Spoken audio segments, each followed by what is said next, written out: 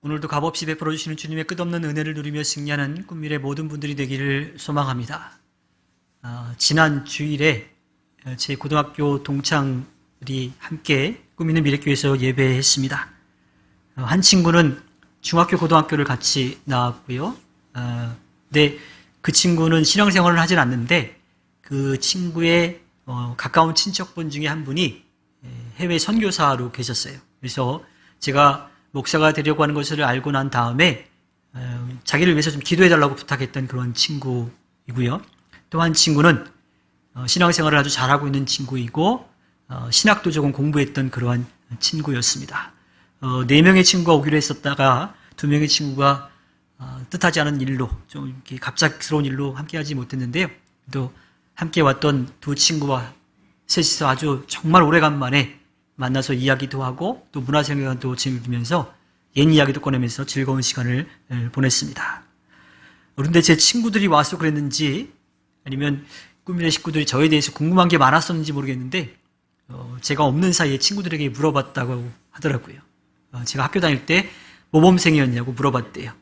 그랬더니 한 친구가 살짝 뜸을 들이고 나서 모범생은 잘 모르겠고 좀 비범했다라고 그렇게 이야기했대요.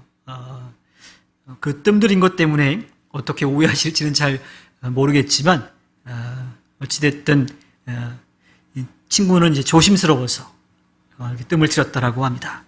그리고 또 확실한 거 하나는요. 제가 이제 뭐 이렇게 말장난하고 하는 그런 개그들 이게 아재 개그라고 하는 말이 나오기 전부터 이미 제가 해왔다라고 하는 것이 분명히 이제 입증이 되었습니다. 친구의 사전적 의미를 찾아보니까요. 친하게 어울리는 사람을 가리키는 말이라고 합니다. 우리말로는 또 벗이라고 하기도 하죠. 비슷한 또래로서 서로 친하게 사귀는 사람이라고 하는 뜻을 담고 있습니다. 지난 주일에 제 친구들도 왔지만 안정민 집사님의 제자도 왔었어요. 근데 저한테 안정민 집사님이 소개를 해주시기를 친구이자 제자라고 이렇게 소개를 해주셨거든요. 그래서 제가 친구로 보기에는 너무 나이 차이가 좀 나 보이는 것 같은데 그래서 혹시 동갑이냐고 제가 물어봤다 큰 실수를 제가 좀 했었는데 안정민 집사님은 그만큼 가까운 사이, 각별한 사이라고 이제 친구로 이렇게 표현하셨던 거였습니다. 친구라고 하는 이 말은요 서로 허물 없이 정말 마음을 나누는 그러한 사이라고 볼 수가 있을 거예요. 동기사랑, 나라사랑이라고 하는 말이 있습니다. 그만큼 친구 사이가 아주 가깝고 각별하다라고 하는 뜻이겠지요. 저는 친구라고 하는 그 사이를 이렇게 정의합니다. 잘한 일에 대해서는 아낌없이 축하해주고 칭찬해주는 거예요. 그러나 반대로 잘못한 것에 대해서는 분명히 잘못했다라고 이야기해 줄 수 있는 사이. 그게 친구 사이라고 생각해요. 그게 정말 우정인 거고요. 그게 친구를 사랑하는 그런 모습이라고 생각을 합니다.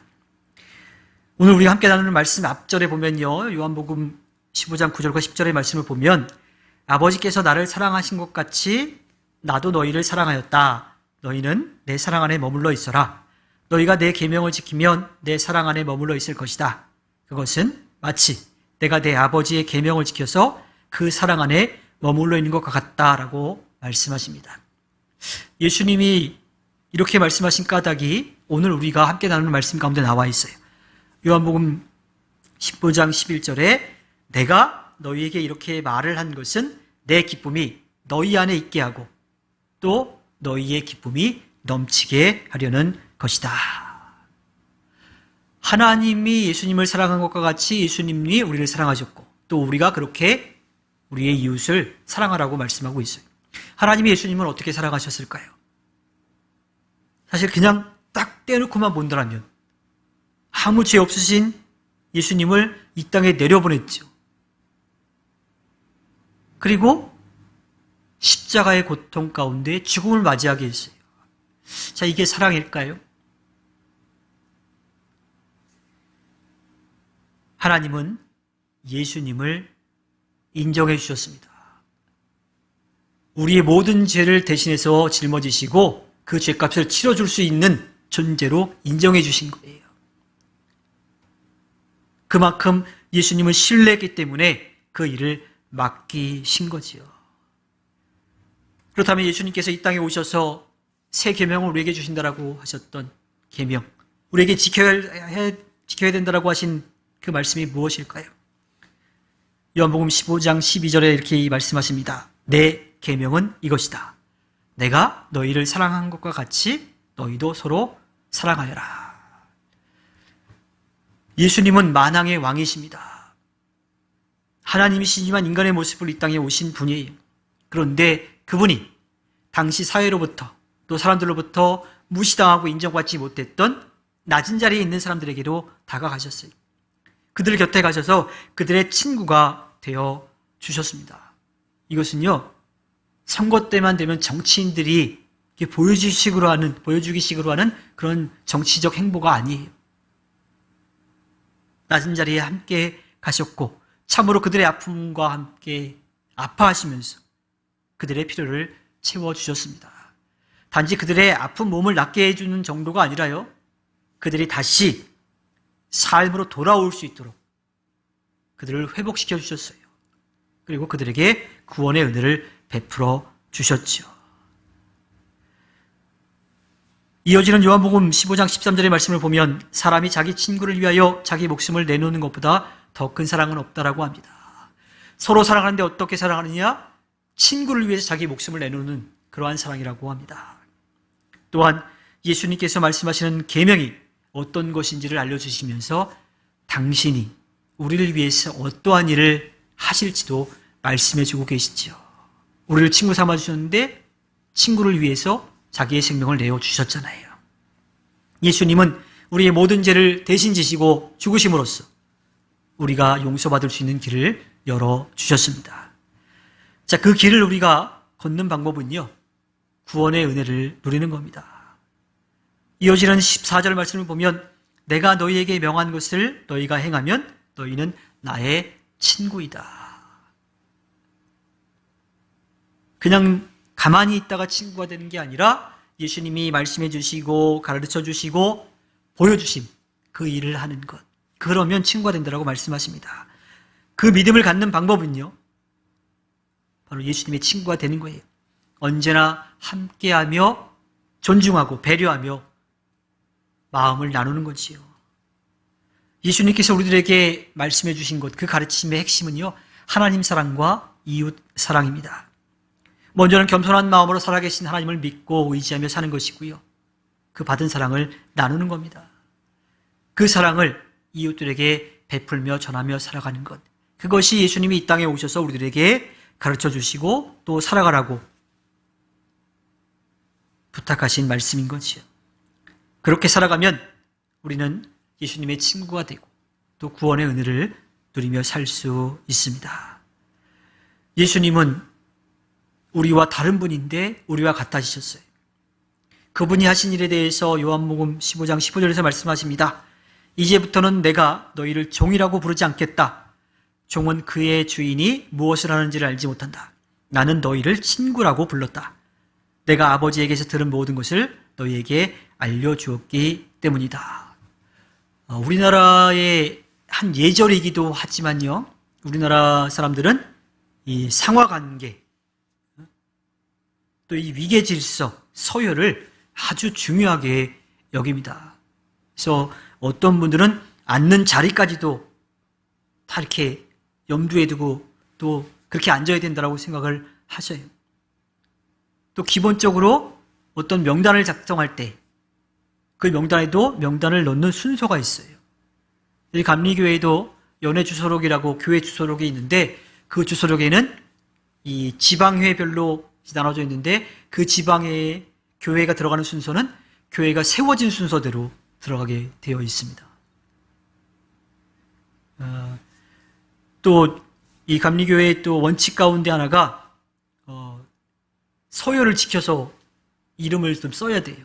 근데 전에 한번 좀 뭐 잘 모를 때기도 하지만 이름을 찾는데 좀 어려울 것 같아가지고 이름을 가나다 순으로 한번 넣은 적이 있거든요. 목사님들 이름을. 난리가 났습니다. 목사님들 안수 받은 순서, 같은 해에 받았으면 생일이 빠른 분, 이렇게 들어가야 돼요. 근데 그걸 좀 찾기 쉽게끔, 어디 들어가 있는지 좀 알기 쉽게끔 가나다 순으로 넣었다가 아주 한번 난리가 난 적이 있죠. 이 상하관계, 위계질서, 서열, 어떤 조직의 질서를 유지하기 위해서 참 필요한 거예요. 그런데 한 가지 꼭 기억해야 할 것은요, 그것이 전부라고 생각해서는 안 됩니다. 서로 인격적으로서 존중받아야 되는데 그런 건 없이 무조건 서열대로 상하관계, 수직관계로 해야 된다고만 강조하게 되면요, 정말 어른으로서 인정은 받지 못하고 대우만 받으려고 하는 그런 모습이 나타날 수가 있어요. 그런 조직은요, 겉으로 보기에는 질서가 되게 잘 잡힌 것 같아 보이는데 속은 엉망이 되어 있어요. 그러면 언제 무너질지 모르는 조직이 됩니다. 예수님은 말씀을 듣고 믿음으로 구원의 은혜를 누리는 사람들을요, 종이 아니라 친구로 인정해 주신다고 합니다. 종은 주인의 마음을 다 알지 못해요. 그냥 주인이 시키는 것만 하면 되는 거예요. 그 일을 왜 시켰는지 굳이 알 필요 없어요. 그냥 자기에게 주어진 일을 하라고 한 것만 딱 끝내면 돼. 더 이상 할 필요도 없어요. 그런데 친구는 달라요. 같은 위치에 있어요. 친구의 마음을 알죠. 이 친구가 왜 그런 말을 하는지, 어떠한 마음으로 하는지, 무엇을 원하는지 알아요. 그래서 자기가 할 수 있다면 더 많은 일들을 기쁜 마음으로 하는 거지요. 종은 시키는 일만 그냥 하는 거예요. 하기 싫어도 할 수밖에 없어요. 근데 친구는 아닌 거죠. 서로 배려하며 존중하며 마음을 나누는 사이여서 주어진 일을 함께 기쁜 마음으로 하는 겁니다. 서로의 마음을 잘 아니까요, 일이 아주 쉽고 즐거워요. 일이 쉽고 즐거우니까 어때? 그 열매는 풍성할 수밖에 없지요. 때로는 서로 부족해도요, 그것을 감싸 안아주면서 조용히 채워줍니다. 내가 부족한 것도 드러내서 요청할 수 있고요, 또 내가 더 많이 가진 것에서 기꺼이 그 부족한 부분을 채워줄 수 있는 겁니다. 그게 친구 사이인 거죠. 이 예수님이 우리를 각별하게 생각하시는 그 말씀이 또 나옵니다. 이어지는 16절에 이렇게 말씀하시죠. 너희가 나를 택한 것이 아니라 내가 너희를 택하여 세운 것이다. 그것은 너희가 가서 열매를 맺어 그 열매가 언제나 남아있게 하려는 것이다. 그리하여 너희가 내 이름으로 아버지께 구하는 것은 무엇이든지 다 받게 하려는 것이다. 우리는 되게 계산적으로 살아요. 내가 저 사람을 만났을 때, 저 사람과 가까워졌을 때 득이 되느냐, 실이 되느냐를 따져요. 그래서 나에게 득이 되는 사람한테는 굉장히 가깝게 가서 친하게 지내고요, 나에게 해가 될 것 같은 사람은 그냥 요즘 말로 손절해버리는 그런 일도 있어요. 또 반대의 경우도 있죠. 친하고 싶지 않은데 내가 나한테 득이 될 것 같으니까 친하지도 않은데 친한 척 하면서 그렇게 관계를 유지하기도 하고요. 또 안타까운 것은 정말 친한 사이인데 내가 얻을 것 때문에 그 사람하고 친하지 않다라고 그렇게 손절한 것처럼 그렇게 행동하는 경우도 있기도 합니다. 그러나 예수님은 그렇지 않으시지요. 어떠한 경우에도 우리가 부족해도 우리를 있는 그대로 받아주십니다. 우리가 할 수 있는 것만큼 할 때 그것으로 기뻐하시며 만족해 하십니다. 또 우리가 열매를 맺을 수 있도록 언제나 곁에서 도와주시지요. 우리에게 일을 맡겨주시고 우리를 믿고 우리를 신뢰하면서 우리를 존중해 주시고 우리를 배려하시면서 일을 맡겨주십니다. 우리가 세상적으로 가진 것들을 의지하면요, 그 한계는 분명히 드러날 수밖에 없어요. 상황과 형편에 따라서 그 관계를 틀어버리기도 하고 또 이어가려고 노력하기도 합니다. 때로는 아무것도 아닌 일 때문에 상처를 받고 넘어지기도 하고요. 또 잘 되고 있지만 제 풀에 지쳐 쓰러지기도 합니다. 하지만 참 포도나무이신 예수 그리스도에게 붙어 있으면 그 안에서 끝없이 우리에게 필요한 만큼 채워주시는, 차고 넘치게 채워주시는 그 영양분을 공급받아서 좋은 포도 열매를 맺을 수 있습니다.